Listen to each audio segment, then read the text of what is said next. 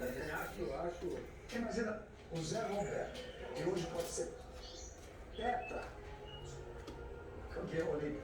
Ele é campeão com a seleção masculina de vôlei em 92 e bicampeão com a seleção feminina em 2011 e 2012. Ele pode ser tetra hoje e não recebe a medalha.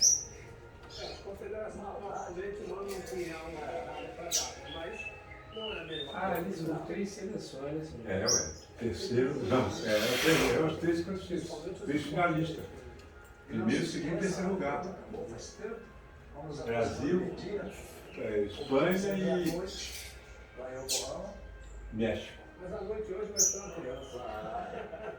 Eles lá estão que nem a gente aqui, ninguém dorme.